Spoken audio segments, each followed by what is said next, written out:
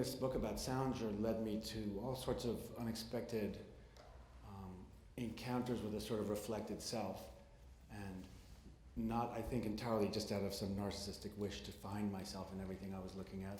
There were some very odd circumstances that presented themselves. Maybe most conspicuous of these was the discovery that after Salinger failed out of his first college, I should say, he was at NYU, living at home. His father, who was the son of a rabbi and had made a fortune, or making a fortune as a kind of a ham and cheese magnate, but you might imagine playing down the ham. He declared that Salinger was going to, the son, was going to be sent to Europe for a kind of apprenticeship in the import business, and this was going to involve a period of time in Vienna, which ended up being 5 months, and then a period of time up in Poland. And this is the fall of 1937. And that seems like an inauspicious time to send anyone, let alone a Jewish kid, to Vienna and then Poland. But amazingly, in my research, I discovered that Vienna was thought of as a kind of hot tourist spot. The New York Times had an article saying that, sort of advertising its virtues as a tourist destination.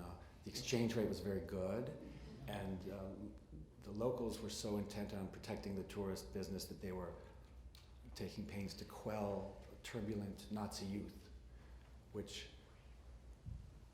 you know, the argument against Hitler as being bad for tourism, I think maybe was. But I responded to this, you know, not just the serendipity of Salinger being in Vienna, but this bit about the turbulent Nazi youth in a very personal way, because my father was just a couple of years younger and living in Vienna at the time. So for 5 months, my subject and my father were wandering around more or less the same streets, although I should quickly say Salinger was living about 3 or 4 blocks from Sigmund Freud, and my dad was kind of under the amusement park's Ferris wheel, literally. But the Ringstrasse is a circle, and you never know. So another serendipity is presenting itself right now, tonight, in this very event. I'm, first of all, so excited and proud to be at the 92nd Street Y. I think this is the premier cultural venue in the whole world, really. So I'm thrilled to be here, although it's not my first time. Apparently, my mother was teaching preschool in Buttonweiser when she was 7 months pregnant with me. So I'm an old pro. And I also want to say, when I was about 8, I was in the weight room. I actually don't know why. I was in the weight room alone with Walt Frazier. He was doing toe lifts with a barbell, and I was on this wonderful machine that I think they should bring back that just jiggled you. So, the serendipity involving the Y is that in 1932, the Salingers, who had been making their way down the Upper West Side from 115th, 55th, they lived in 4 apartments about 13 years. And then they moved to the East Side. And they moved up the street. I mean, but literally up the street. And this apartment at 1133 Park Avenue is the apartment that Salinger was living in on and off throughout the whole period of time. He did the first drafts of almost all the stories, or at least the characters, that he's known for. He was living there on and off as a 13-year-old, and then in and out of his college career, and then when he was in the Army, when he was on furlough from an Army base, or he would come back to that apartment, and in fact, after he had his extremely traumatic combat experiences, he returned to this apartment, 1133 Park Avenue. And I'm going to read a passage about this apartment, which I was actually, after some difficulty, able to enter, and just to kind of spice things up. The people who helped me get to this apartment, I'm tremendously indebted to, including the people who live in the apartment, one of whom is here among you, but shall remain anonymous.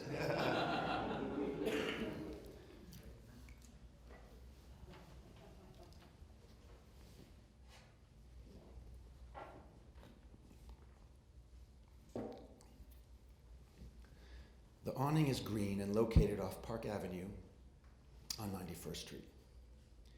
It's a warm spring day, the air filled with light drizzle. The tulips on Park are completely opening. The lobby is a tiny box. The doorman calls my name upstairs. Then I'm in the tiny elevator, real wood paneling, Art Deco in design, rattling upward. I'd made getting into the Salinger apartment a kind of holy grail. I'd written to almost everyone I knew and many people I didn't. At one point I'd found a contact to let me in, but then that person suddenly became vague. She was busy. Her kid was touring colleges, I was told. I waited a month and wrote again. "It's not going to work, I'm sorry," was the reply. Was it guilt? More than once when I told people I was working on a Salinger biography, they said, only half joking, "Leave that man alone." But then I found another contact, and now I was due for a tour of the building. Pre-war New York City apartments are central to J.D. Salinger's sensibility and to his work. An apartment can become, especially in those instances in which the residents have an instinct for holding on to things, a kind of physical manifestation of the mind that moves within its walls. Seeing his apartment was an attempt to walk the map of the author's consciousness, and of course, I wanted to see if I would recognize it from his stories.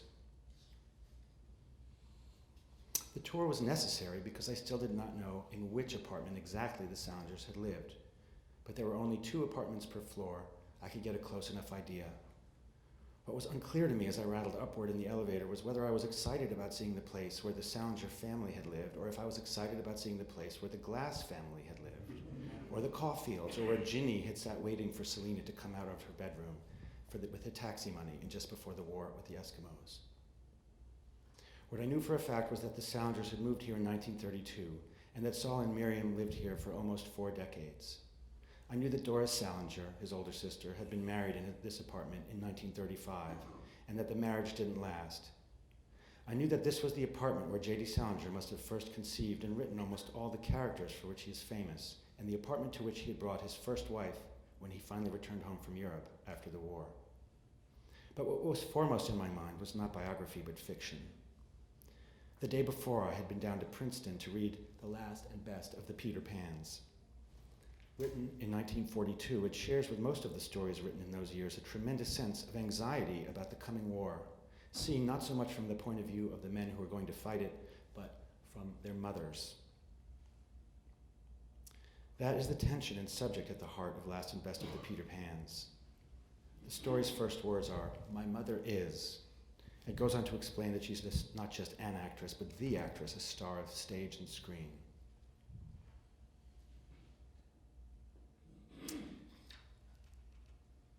The central conflict would never have occurred if the family's maid did not have a propensity, the family's new maid did not have a propensity for delivering the narrator's breakfast, a soft-boiled egg, in a cup with no spoon.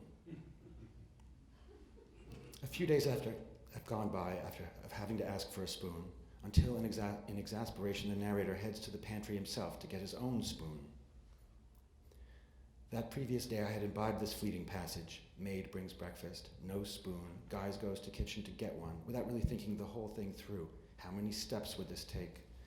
The story's central plot point is what he finds in the pantry, nestled among the spoons.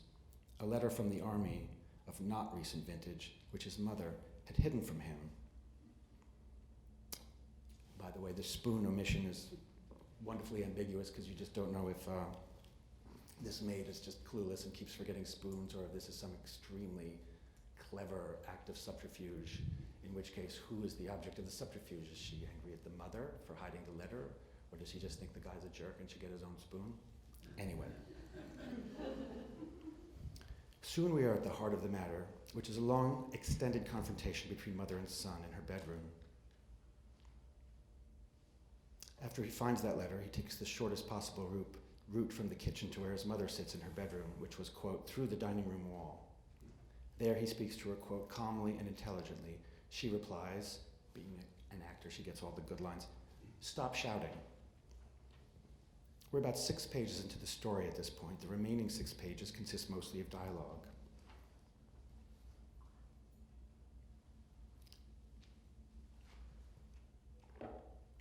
The elevator door opened. My host stood in the doorway of her apartment.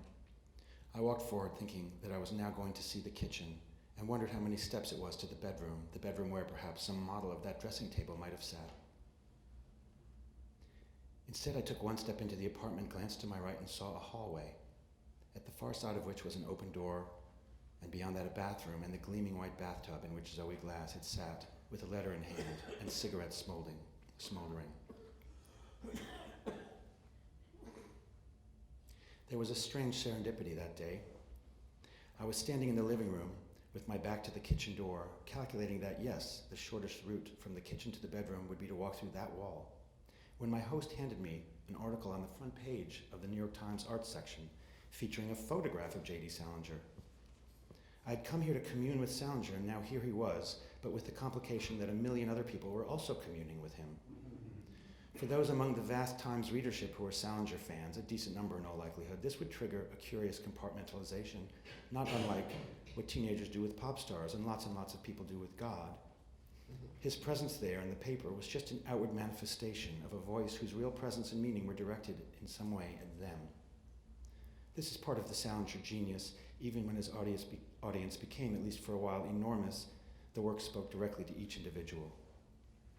The photo was taken in 1952, a year after The Catcher in the Rye was published. Salinger's gaze is directed off to the side, handsome, confident, but soulful, and a bit devilish.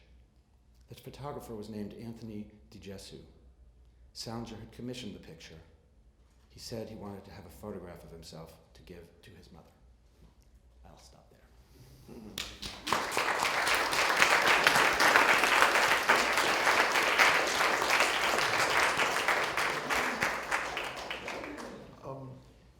The other day when I was talking to you on the phone, you said you thought Salinger was the first apartment writer, but you wondered if Proust might have been an apartment writer. What do you mean by an apartment writer exactly? I suppose most literally someone who grew up in apartments and worked in apartments and but beyond that, there's something about apartments that I think creates some kind of psychic dissonance, as though even in a relaxed state, everyone has to be protecting. You're living in a world that is totally unique, but you're also this single piece Pez in a Pez dispenser stacked amongst all these other apartments, and you have to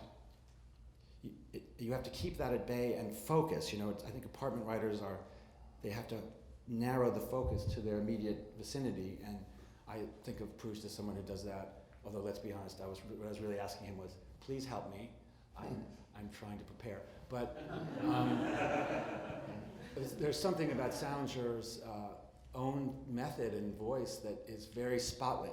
You're going to exclude everything and you're going to narrow down to this one space. And then, of course, within that space, there are these little territories. And I'm not even that big a fan of Zoe, the story Zoe, but the set piece of having this son essentially sitting in a bathtub with a shower curtain, a cigarette and a letter, and his mother is sitting on the toilet sort of talking, and the sense of like, you leave me alone, can I have some privacy? This just seems very apartment-ish, just to give one example. So that's what I mean. Yeah, but then he moved, didn't he? I mean, as a mature writer, when he decided to escape from the world, he went up to that farm and he became a recluse. So he didn't have the little apartment anymore. He had a farm, but I guess my question to you is, do you think he really didn't need people or want people finally? He really wanted to be alone?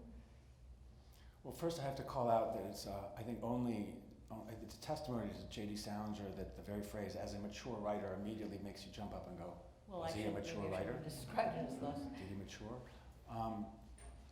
He wasn't. Look, my conception of the Salinger life, in a way, I have this thing called the Salinger triptych, and the first panel of the triptych is this incredible body of work he did from 1940 to about 1948, and almost all of that work some of it was published in the most widely read publications of the day, but it's unavailable. It was never collected into a book. It was supposed to be, but some accident of fate interfered. Then the center panel is everything that he's famous for, and the third panel is the 50 years he spent living in that house. Right. And almost all the great writing by J.D. Salinger is in panel 1 and 2, and not all, but the bulk of the writing about J.D. Salinger is in panel 3. Right. But there's very little J.D. Salinger writing in panel 3. So is a way of saying that I don't want to get too far into was he a hermit or not. I'm mostly interested in his younger years. I do think, just to answer you directly, he had a social life, he had friends, he subscribed to newspapers. What has been so hard to process is this idea that he did not want publicity. And this was, I give him credit for recognizing there was some very strange thing coming around the bend, some strange celebrity industrial complex, and he wanted nothing to do with it. I'm not sure he played it in the best possible way if the goal was to keep it at bay. But yes, he lived in musty New England houses and spent a lot of time in a bunker. So no confusing an apartment with that. But the characters and the voice that we're all familiar with all grew out of, were mostly set in apartments, and were the first drafts or the early versions of those stories were written largely in apartments. How do you think he would have fared today in this incredible change in media, where he wouldn't he have had to be a media presence, Twitter and Facebook? I mean, could he have remained a recluse? Started writing maybe again in this farm. Well, Pension does. Pension That's does. true. That's true. But I just wondered. Yeah. The Salinger Twitter feed. I don't know. How did Salinger learn to write? From reading, or teachers, or editors, or just sheer originality? Who were his influences? That's an extremely. This man is so gracious. It's such a lovely leading question because I have an answer. He must know that. All of the above, but I bless you. I go on at some length. Salinger's relationship with the New Yorker was so important, and he's associated so intensely with the New Yorker. And I have this theory based on scant evidence, but I'll present it, that the biggest influence the New Yorker had on Salinger predates Salinger's being published and edited by the New Yorker. I think that Salinger was probably one of the first generation of kids who grew up with the New Yorker lying around and sort of went through that learning curve of like, what's this? It has cartoons. I don't understand them. That's a lifetime, right? And then at some point, maybe touching into it, and most likely maybe the talk of the town. And in the day of Harold Ross, when he was a kid, a teenager, a young adult, that opening talk of the town section was less familiar to us now. Now it's like short articles, but at the time it was this kind of zany, Marx Brothers inflected, sort of Broadway gag writing kind of short takes. And not signed. Oh yeah, there's such a dearth of bylines in that thing. I mean the whole magazine. But so you asked about his influences, where he learned to write. One thing I think he learned enormously from was the sort of Thurber White New Yorker and the Thurber White talk of the town. And when he came back from Vienna and Poland, where by the way his job was to go to the pig slaughtering. He was like hanging out. He had to go in the morning and slaughter pigs with apparently a very sadistic pig slaughtering guy who would like to shoot his gun into the lights above the pigs before he started shooting the pigs. I mean, it's amazing that what Salinger has not put into his fiction and his personal experience. But he came back from that experience, but unsurprisingly, no more interested in his father's family business than he was when he left, and enrolled in this small college in Pennsylvania. And he dropped out after about 9 or 10 weeks, but he had a column. In that college, by the way, that's where Updike's parents went. They went to Ursinus? Ursinus, Oh yeah. my, Ursinus, there you go, okay. Something in the water, obviously. So that column he wrote for Ursinus was called Musings of a Social Soph, because he was technically a freshman, but by age he was a sophomore. It's right out of the zany, tiny bits and little gags of the New Yorker's notes and comment of the day. And when I read Thurber's memoir about Harold Ross, I was totally obsessed by the way Thurber, who kind of infantilized Harold Ross, because that's what Thurber does with all of his men. He kind of makes them these tragic, pathetic people whose wives are destroying them. Harold Ross turned into this neurotic who's jiggling change and biting his fingernails, and I went, oh my God, every single J.D. Salinger character is biting their fingernails or doing some kind of thing. And I just felt there was some sort of osmosis that went beyond even direct instruction. Sorry to be so non-brief. And there was a guy named Whit Burnett who edited a magazine called Story and had sort of was an adjunct professor at Columbia. He had Salinger in his class. This was after he's now dropped out of 2 colleges. He's living at home up the street. You could like hold your breath and get there. It's just up there. and commuting to his night class. And Whit Burnett has this great line. He goes, "For the first semester in my class, Salinger sat in the back and smoked cigarettes and did nothing. And for the second semester in my class, he sat in the back and smoked cigarettes and did nothing. Except towards the end of the second semester, he kind of jerks awake." I called it like the metamorphosis in reverse. It was like bug to man. Like suddenly, and he writes this long letter to Burnett saying, "I'm so sorry, I've had all these weird ego issues and I've been so wrapped up in myself and I've really let you down, but I'm gonna really try." And then he shortly thereafter delivered these 3 stories to Burnett. And to condense this part of it, Burnett published one of them in his very illustrious quarterly story, which this is the guy that discovered Joseph Heller and Norman Mailer's byline was in there for the first time, Truman Capote, John Knowles, I could go on, William Saroyan. And this is 1940, and immediately, like it's from that moment, you read that story, it's called The Young Folks, the very first lines, and there it is, the whole cadence, the subject matter, the atmosphere, the milieu, it's just right there. And he, not like within months, but in the next few years, he sold his first story to the New Yorker a year later, and on and on. So I would say the New Yorker was a huge influence in his education, circa the Harold Ross early days, and then this guy Burnett, who jarred something out of him. Here's just a quick one, by the way. Talk about fantastic late game fact checks. I was obsessed with the fact that Whit Burnett's mother was mute. I thought, well, this is significant.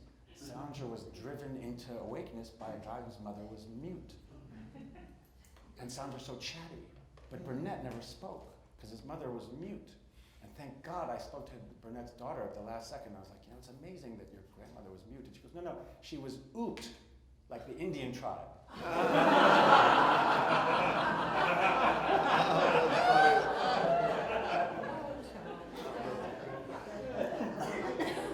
This may be a very simplistic question, but what makes Catcher in the Rye such an incredible book, and why have so many millions of people been immersed in it and obsessed with it, as you were, I think, with Holden, the character Holden?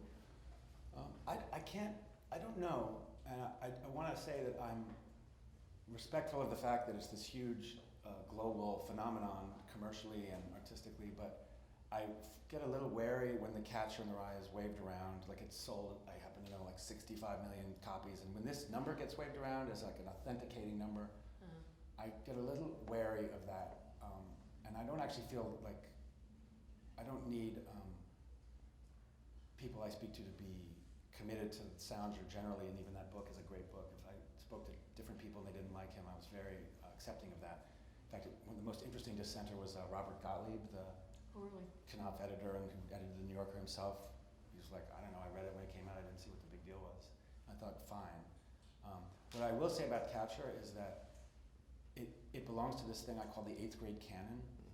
Unlike other books that one reads, or at least I'll speak for myself, I mean, that's like 1984, A Separate Peace, To Kill a Mockingbird, My Guy, Through and On the Road, Catcher in the Rye. And it is strange, I think, if you have a population of readers who read him as a young person, because then when you come back to Salinger, either it's reading that book in particular, or you're reading his other books, later in life you're benefiting from that sense of return that I think, literature tends to benefit from that kind of revisiting. And he's somebody who's kind of gotten in before we even have constructed the critical defense of adulthood. So that is an interesting layer, which is then further complicated by his interest in children. So these are some interesting echoes, I think, banging around. Did you feel that you were invading Salinger's privacy? Yes, no, and yes. Yes, because there's no writer who's been more explicit about the wish to be left alone, to the point of setting legal precedent. No, because he's dead, so privacy is hard to violate if someone's dead. It wasn't digging up his grave.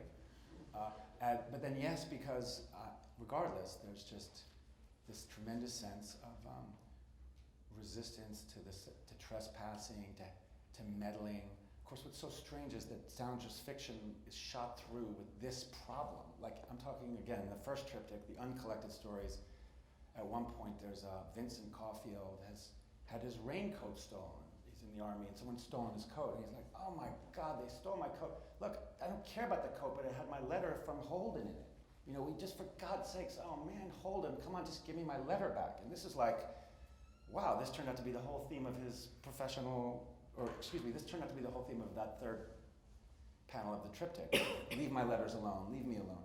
So any honest engagement with him has to acknowledge there's a feeling of anxiety and guilt and trespass. Yeah. Did in any of your biographies, did you feel like you were invading somebody's privacy? Or, I mean, did they resist you invading it? Well, I too have written biographies mainly of people who are dead, although I did write. My last biography was of Jane Fonda, who was very much alive. And I found because I had also known her when I was a kid, I was very careful about not invading too much of her privacy. So I think it is not a problem, but it's something that we're aware of. I think if we have any kind of sensibility. Yeah. Well, I wrote a biography of Jean Genet, and he swore all of his friends to secrecy. I mean, they weren't any of them supposed to speak to a biographer, and I'd have to do these incredibly devious things to get people to talk. I hired a girl, an American girl, to pretend to take French lessons from this woman. She already spoke for 2 years, and then I paid for the whole thing, and then she ingratiated herself and eventually introduced me, the worm, into the apple. Well, this business of trespass, that is the long game. I really respect that. Patty, you had a direct experience, because it wasn't just my own mulling over am I invading his privacy, because the people I was speaking to, since there are people, many people who had interacted with him, some of them went through their own process in which they were initially very excited to talk or willing to talk, and then had second thoughts. And one of them, why don't you tell that story? Oh dear. Okay, well, I went to Sarah Lawrence when a friend of mine was engaged to Salinger. This is in the 1950s, and of course it was at just the height of Catcher in the Rye. I guess it had just come out, and he was very, very famous. He came on campus. He came to lunch with all of us. He was wonderful and very attractive, and my friend was very much in love with him, and they were engaged. But then she decided she didn't want to get married to him, and she went off to California, and this is almost like a Salinger short story. And then about a year later, she decided, I made a mistake. I want to marry Jerry. So by that time, I guess he'd moved to, what, Vermont? Cornish, New Hampshire. New Hampshire, and she took the bus up to New Hampshire, came to his little house, knocked on the door, and the door was opened by a girl who looked just like her and was very pregnant. So she turned around and ran off back to the bus and then married an analyst. Anyway, but the point is, I wanted Tom very much to speak to my friend, and at first, didn't she say she wanted to speak to you? Mm-hmm. But then she changed her mind. Mm-hmm. But can I tell the last part of the story? Mm-hmm. She continued to get, they continued to correspond. They continued to be friends very quietly on the side. And he corresponded with her, and she wrote back. When he died, she sold his letters for an enormous amount of money and went off to Egypt on a trip up the Nile. Anyway, that's the end of my story. I mean, you could probably do like a great comedy sketch if you just strung together the voicemail messages that I left on her machine around the time she was changing her mind. That little tremor of insincerity in the voice, like, hi Mary, it's Tom Beller, again. I wonder, and yeah, go ahead. Yes, Mr. What have you learned as a writer from Salinger? What will your next book be about? well, that's a trick. What have I learned from Salinger is really complicated, because I think that learning process has been, like I said, probably got going when I encountered The Catcher in the Rye without much fanfare. I mean, I liked it, but it didn't blow me away at 13. But that was the introduction to something. One thing I'll say, actually, to answer you specifically, what I've learned from Salinger is strength in the face of ambivalence about repetition, i.e., I tend to get very anxious if I feel I'm repeating myself or returning to a theme or a subject matter or a venue, and Salinger, to the point of almost insanity, obviously, but still was so willing to reiterate, you know. And in other art forms, variations are very embraced and seem to be productive, you know, music and art. And with writing and fiction, I feel it's just nervous making. Like, are you repeating yourself? Are you Yeah. limiting yourself? Shouldn't you be inventing a whole new voice or a whole new situation? So Salinger's willingness to go and re-explore his material, Burrow in, yeah. was positive. And then the book itself was the source of so many epiphanies, one of which was how enjoyable it is just to do archival research and sit and handle letters or material that's peripheral and try to make sense of it. And then beyond that, I started, because I now have little children and because the dad that I referred to, who was in Vienna, died when I was fairly young, I started to realize the extent to which everybody practices biography a little bit, in the sense of you never can, occurs to you to ask your parents or grandparents all the questions that you later think you wished you would have asked. And there's always a little bit of piecing together and sort of detective work in one's relationship to your own family life. And because my dad died when I was a bit young, I probably was unconsciously engaged in the process before I even thought of it as such. So it was really And he was a psychoanalyst, right? my dad, yeah. Oh. Oh, and I have to add, during the period, because what are you going to do with J.D. Salinger? There's just not that much out there. So I've written to everyone I could think of to see if they knew someone in 1133 Park. And while I was at it, I was like, do you know J.D. Salinger? Or have any contact with him? And one of my dad's best friends, himself a psychoanalyst, Donald Myers, sitting right here, so he goes, well, yeah, my Aunt Fritzie used to take me to dinner with his sister Doris. What? Yeah, it was early 50s, and he proceeded to talk about, I mean, he was a psychoanalytic resident, and it almost sounded like his Aunt Fritzie, who was a big shot, worked in the garment industry and at a high level, and who was friends with Salinger's older sister Doris, who was this huge figure in Bloomingdale's, one of the kind of leading buyers for the top of the line stuff at Bloomingdale's. They were very close. And Fritzie had this nice nephew who was studying to be a psychoanalyst, and I think she must have been like, maybe he could talk to Doris about her crazy brother. And Don then told me all about these few dinners and the mood of those dinners. I had to just throw that out there on the psychoanalysis front. Well, what time is that? I don't have a watch, I'm sorry, but 9 o'clock. At 9, okay, and 10, maybe, should we open up Yeah, to the public? sure. Yeah, you guys must have questions or comments, yes? Two questions. One, about the shootings of John Lennon and President Reagan, allegedly motivated by Catcher in the Rye. What is that? What connects them? And secondly, do you know anything about the writings of the last 50 years? I'll do the second one first. What's on the record is that Salinger said he was writing. You know, the very first person to attempt a biography, this very distinguished literary figure from England named Ian Hamilton, was a bit piggish in the way he quoted from these university collections and got sued by J.D. Salinger. And everyone thought, well, listen, it's the First Amendment, you know. And they in fact won. Random House and Ian Hamilton won the first round, and then Salinger won the second round, and then the Supreme Court didn't hear it. And that's the end of that. But because Salinger sued, he had to do the one thing he most didn't want to do, which was give an interview, you know, in court under oath. And the central point he had to make to win his case was that he's not retired as a writer.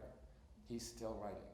And the dialogue, which I have in my book, is I think pretty funny because you know, these are the legal counsel. I don't feel the priority was not literature, it was law. But the questions were oddly relevant in a literary way. He was basically saying, like, well, what are you doing? I mean, are you writing short stories, or is it for just a magazine, or is it supposed to be for a book? And I thought, at one point he's like, is it just something for a magazine? I'm like, dude, this is the most famous short story writer publishing in magazines. And you're saying, but the spirit of the questions I thought was great, which was like, what exactly are you doing? And his answer was, I am working on what I consider my larger project. It's fiction. So that we know. Everything else about the books to be scheduled, there's a 50-year plan, there's a 100-year plan. This is just conjecture. I'm not doubting it, but what's on the record is he says he was writing. Beyond that, nothing is established. And I would take everything with a grain of salt. And to answer the other question, which now completely escaped me. The John Lennon shooting. Yeah. The assassin people speaks to what I call in my book the miscalculation as a chapter, which is I completely respect Salinger for anticipating this bizarre cult, this celebrity worship and hate chip that our current moment is so completely wrapped up in. He saw that and he wanted nothing to do with it, but I think he played it wrong. He created this perimeter, and anyone inside in his world is not allowed to speak to any journalist, any person from the outside. And if they do, they're excommunicated, to the point where before this was really clear, like in the early 60s, this guy, Haverman, came up for Newsweek, and like someone from the hardware store gave some quotes. Salinger changed his hardware store. I mean, but the problem with this is there's no oxygen going either way. And so you have no information coming from anywhere near him. And that leaves the field open to crazy people who can just project without anything to counter. And so they had this book, and they had this kind of myth that had no substance, no actual person was there. And I feel, I'm not by any means blaming Salinger for these guys, but I feel that this strange media vacuum he created allowed for these crazy people to make him their hero. That's interesting.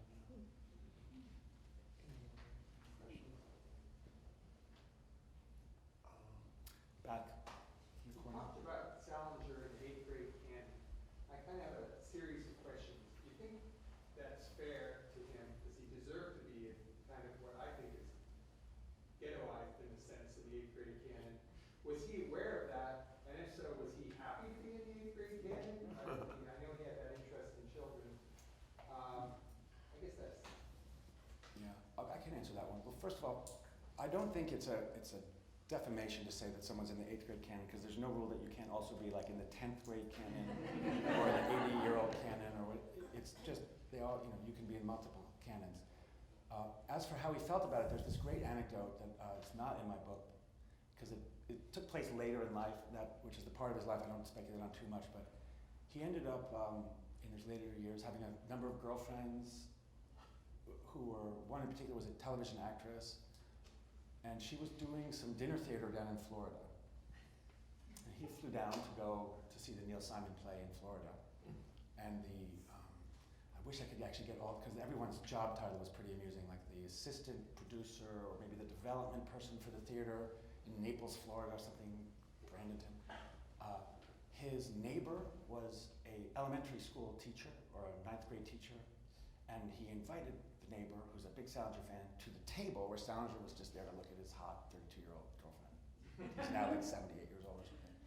And they had an exchange in which she peppered him with excited, he was such a connoisseur of this sort of haughty, silly hyperbole, which this woman is amazing. Like, it's a kind of 40s sound. It's like the Andrews Sisters of conversation or something. And she had this exchange. Oh, I'm so pleased to be with you. It's so wonderful. I teach your book to my class, and I think it was 10th grade, but it's like people are not as educated as they used to be. It slid. And his response was to say, oh, geez, stuck in the classroom again. And then just cut her off. And she was so offended by this that she reported the conversation to the local journalist, who wrote it up in the Jacksonville newspaper. But that suggests that he wasn't thrilled to be, because remember, this is the irony of Salinger being used as this national socializing force. I mean, so many people read him as a high school student. And what is the book that they're signing? It's about a messed up high school student who's smoking, failing out, and participating in all sorts of activities that no self-respecting 8th grade teacher would want their students to participate in. Luke Menand has this great point about, oh God, I'm going to lose you all right now, just allow for this. So Salinger got really into homeopathy. So, like curing like, so you sort of hold like a little shrub above a gallon of water and shake it a lot, and then that's going to cure it. But this was it's almost like the Catcher in the Rye is this homeopathic treatment. Like, we're going to give you delinquency, and it will cure you of your delinquency. That's I think that's right. Yeah. It seems to me, I'm not nearly as well read as you in his group, but there's pedophilia hopping around in it. Is this the first you've heard of it? From you? Well, look, this is directly addressed in the book. There's an anecdote, like a conversation, in which somebody who has a friend in a local Manhattan private school with a daughter in, I think, the 9th grade, And she comes home and reports that the teacher is teaching Salinger. I think he was teaching 9 stories, and he says, look, the 2 things you need to know about J.D. Salinger is he was a symbolist and he's a pedophile. And in my book, what happens is there's like a long pause, and then we proceed to talk about, I go, what's a symbolist? And we get, and the other thing is just,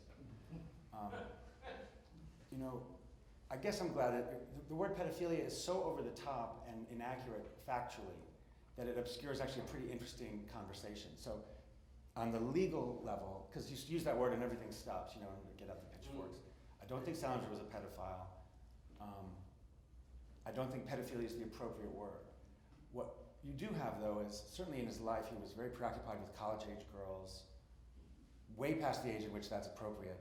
But if you rounded up every 78-year-old who's interested in college-age girls and, you know, put them in a pen, you know, there'd be no grandfathers in America. I mean, just as an aside, you know, I'm a basketball fan. The Lakers are in such disarray. One interesting anecdote I read was that the now late owner, Jerry Buss, whose daughter, who's 60, runs the whole team, the daughter, Jeannie Buss, would get very depressed because she was in her skybox as president of the Lakers, and next door her father, 80-year-old Jerry, was there with his other 80-year-old friends and all these 18-year-old cheerleaders jumping around, and she would be like, this is disgusting, I hate this. And no one wants to call Jerry Buss a pedophile, so let's move that off the table. But to speak to the question, I do think one of the things that goes on with Salinger's fiction that's very interesting is he makes children so charming. He's so interested in children. He seems to love children, by which I mean ranging from 3-year-old Sybil, right, in Banana Fish, to Ginny and the teenagers in his work, and Holden. But there's something going on that's very weird also. It's present, you know, and it's a little sexual. It's not predatory, but it's something on some weird sense of vulnerability. And so it's hard to name. I think it's part of why a word like pedophile can even come into it, because it's hard to name what it is. It's not that, but it's something strange. In a way, Banana Fish captures it so nicely because on one hand, you know, no Seymour, maybe don't kiss the 3-year-old girl's foot. And why is that 3-year-old all by herself on the beach, by the way? And then when you find out what's going on with Seymour, you just clutch yourself like, oh, and you clutch your microphone even, thinking, wow, what mortal danger that kid was in. But then if you revisit the scene, I don't think she was in mortal danger. But there's that tension that actually that 3-year-old was in the company of someone who's about to shoot themselves in the head. Those two things are very close to each other, and so that anxiety comes out as, oh, and he liked young girls, he's a pedophile. He's not a pedophile, but it's a shortcut to something strange and interesting about his work. I just wanted to follow up with one more thing. And I said there's pedophilia floating around, and I didn't say he wrote letters to fully grown-up college-age women. But Mary McCarthy wrote a very, very well-known, highly negative review. The Closed System, I think she called his work, which actually kind of matched up with your idea of this perimeter, you know, that something gets in around. Is there any record of how he reacted to that? No, although I love the fact that Mary McCarthy is invoked and the air conditioning turns on, like, cool things down. That review that McCarthy wrote, I just want to say, that was originally published in England. And there's a wonderful sort of tempest in a teapot controversy about this, because McCarthy was taking a shot at this beloved figure of her biggest paycheck, which is the New Yorker. And so she does it in another country, and the word was out that she was upset because this first look agreement she had not been renewed, so she was taking a shot at the beloved son of the institution that had suddenly spurned her. But then it gets more complicated because she was at the time moving around so much, so it had been renewed, but the letter never made it to her. So this all goes to show that it all goes back to the Marx Brothers. Let's just do one more. I thought one hand over there, yeah. Yeah, I'm curious, are most young people introduced to Salinger through their high school curriculum reading list? How do young people discover it? I mean, anyone is as much of an authority on that in this room as me. I think there's a ton of that, and then inevitably some people find themselves to it in other strange and random ways. How did you discover it? Salinger. Yeah. He's selected, by the way, a young person. Yeah. Right here in the front. Professor in high school, and then I read 9 stories my freshman year. They were assigned each time. 9 stories wasn't assigned, I just read it. I just read it. Well, I think I was actually in Ballard's class, and he kept mentioning it, so I felt like I had So I'm actually on the payroll to sort of designate. I want to share one thing though. I don't know if this speaks to some incredible charm or power of Salinger directly, because I think once things enter the culture broadly enough, they do sort of steamroll and take on a life of their own. But down in, I have these little children, I spend most of the year in New Orleans, and my daughter, who's 7, has a friend whose mother is Russian. And at some point it came up while we were sitting by the pool watching and getting a swimming lesson, that I was working on this book. And she goes, I love J.D. Salinger, he's huge in Russia. I just can't imagine he's on a syllabus in Russian. Although you never know. But, so yeah, that's a tough one to answer definitively. During the Soviet Union or after? I mean, I don't see him in the Soviet Union, but afterwards I do. Anyway, you know. Whatever that's worth. I'm trying to do the math. I guess shortly, I guess you could call him a sort of, he was part of Glasnost, you know. They let him Yeah. in and the rest just went. Right. Well, thank you very much. That was marvelous.